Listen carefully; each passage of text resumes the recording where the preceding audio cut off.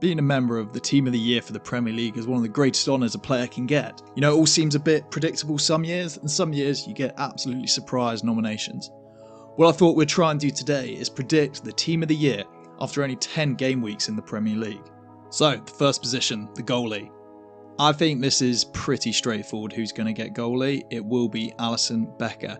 Alisson comfortably is the best goalie in the world. His recent snub at the Ballon d'Or was, to be honest, a bit of a disgrace. But given Liverpool's poor form last year, and despite that, Alisson actually showing just how incredible he is to keep Liverpool even within reach of the top four is something special.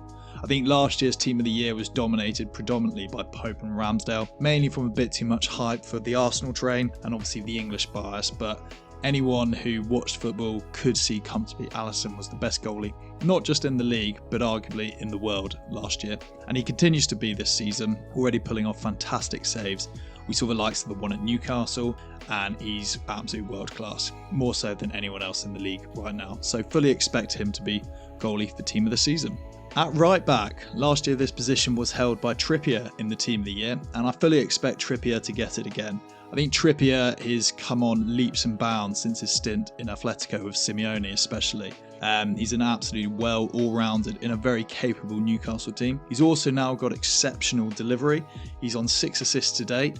There was a slight stat padding against Sheffield United, but at the end of the day, every team's going to have the opportunity to do that. You've got to give Trippier great credit.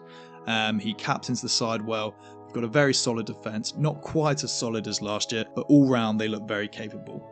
So I would fully imagine Trippier to be in this position again at the end of the season. I would keep an eye out on Trent Alexander-Arnold, although his new role, his sort of quarterback role, does have a lot less assists it seems so far. When watching Trent, you can see just how incredible his dictation of play and passing ranges are.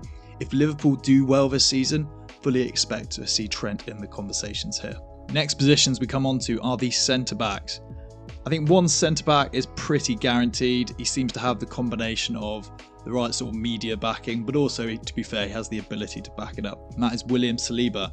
An absolute breakout year for the young Frenchman last year, and he's picked up where he left off. I think it's very clear he's extremely athletic.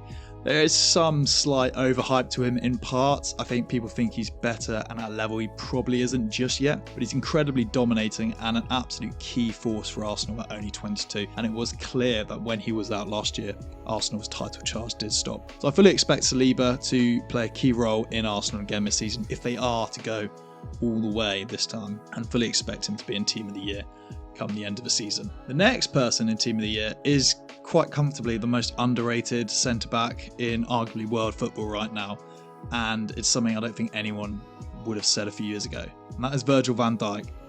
Virgil van Dijk is, I would say, comfortably the best defender in the league right now. He is just not getting anywhere near the plaudits deserved. He is absolutely dominant in the air. You've seen him already dominate class air strikers such as Antonio and Dominic Calvert-Lewin. The captain's armband really seems to have brought Van Dijk back to a serious level where he's comfortably the best in the world. I think the issue with Van Dijk is because he was so incredible, he reached a level no centre-back has ever reached in English football. A centre-back going all the way to the Ballon d'Or and missing out marginally to the greatest player of all time in Messi. I think people were longing for his downfall, and when he had that unfortunate injury and then Liverpool's really bad season last year, people were too quick to jump on him and declared him dusted and all that sort of rubbish. I think it's quite clear he is utterly brilliant still. He's had that obviously quite a dodgy red card, but it is what it is. But apart from that, he's been absolutely perfect every game and is really leading Liverpool from the front. Fully expect him to be in the Team of the Season if Liverpool's season continues at the trajectory it is. Obviously some big shout outs for some of the new players in the league such as Van de Ven, but I would put Van Dijk in the Team of the Year. For left back, it's a hard one. There's not really been any standouts, you would have to say. I think the injuries to Luke Shaw and Andy Robertson, a few of the usual contenders are now probably out and will depend on the second half of the season goes for them. But right now I'd probably predict Udogie from Spurs to be in Team of the Year at left back. He's been brilliant in this new Ange revolution. A real breakout star and part of this new energetic Spurs team. I think Joseph Guardiola definitely deserves a shout out and has potential to be there, but I think he probably just gets overlooked due to the sheer number of centre backs playing across the back line at City. And although he's an incredibly talented and solid left back option, I think Udogie probably will take a few more plaudits and therefore will make the team of the year. Arguably the best player in the world, Rodri, and undoubtedly he's the biggest impact on the best team in the world. You just have to look at when Rodri was suspended. 3 games, 3 losses for Man City. He is brilliant. His touches on the ball, the amount of composure he shows throughout games, is the ability to pause, distribute. He's playing an incredibly key role for an incredible City team. What he's also been able to already show in this season, he's starting to replace that Gundogan role of bringing up goals and assists right in those clutch moments when needed. We obviously saw it in the Champions League final, but he's also brought it into the Prem already this season. If City do go on to win the league, which they're certainly heavy favourites for, I really wouldn't be surprised if Rodri gets the Player of the Year as well. James Maddison. Attitude and confidence, and it's pure skill for this new look Spurs and Ange Ball. He has been key to this revolution in White Hart Lane. Goals and assists, he already has 3 goals and 6 assists today. Everything good Spurs do seems to come through him, and he has really unlocked Son again into a devastating finisher he is. If Spurs keep up this momentum, he is going to be key for it. And I would arguably say he's done enough, he's got enough good PR that he probably will already be a shoo-in for Team of the Year, even if Spurs drop off a little bit. The final midfield spot, I would say, is probably going to go to Dominik Szoboszlai. He has been an absolute revelation at a brand new look midfield for Liverpool. The key to Szoboszlai, which I think people don't necessarily see if they don't watch Liverpool day in, day out, is firstly his incredible work ethic. The guy can run. He'll run for 90 minutes whether Liverpool have 10 men. He'll adapt his position to drop deep when they've had 10 men. Liverpool have had 4 reds this season, and Szoboszlai stepped up in each of those instances to help cover. He's an absolute machine. He's a physical presence. He's got some incredible long shots on him, as he's already demonstrated, and is already now starting to get assists for all the amazing work he has.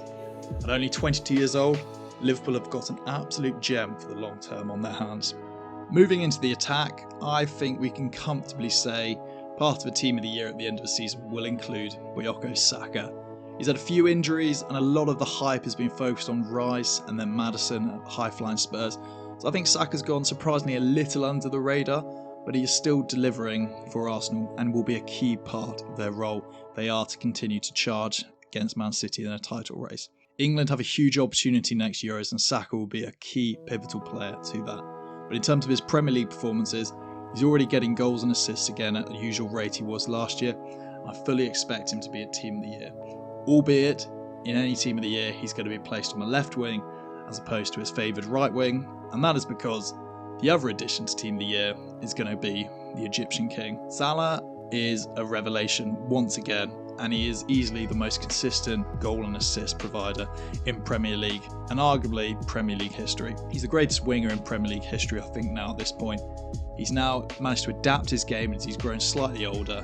He's become a key assist maker, which, although he had amazing assist numbers, I think people are now waking up to his creativity and delivery, and he's really unlocked Núñez as well. Key creator, key part of the Liverpool team.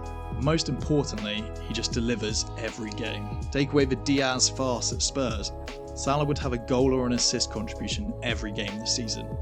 Nobody comes close to that consistent output for goals and assists. Therefore, Salah will be in the Team of the Year. And again, similar to Rodri, I think if Liverpool do go on to go all the way, I think you could well see a 3rd Player of the Year win for Mohamed Salah. There is one player though who does match Salah for goals at least and exceeds everyone's expectations. Although arguably he's had a quiet start for his standards, I think we need to realise they are ridiculous standards. And that is the recent number 2 in the Ballon d'Or, Haaland. Haaland will be in the Team of the Year. So far, there really should be some acknowledgement for great work Ollie Watkins has done, but just due to the sheer number of goals Haaland has scored and he will go on to score, I think we can all probably agree he will reach 30 goals. He will be in the Team of the Year. Massive shout out to go to his young strike partner Alvarez, but Haaland will take that role in the Team of the Year. As for Player of the Year, we've already mentioned a few, but I would say now it will be fully dependent on who wins the league. So you're either going to be looking at Salah, Rodri, Saka or Maddison for Player of the Year. Let us know what you think of this Team of the Year prediction after only 10 weeks. Let us know if you'd make any changes or provide any comments to any of the selections included in the comments below. Thank you very much for your time. Until next time.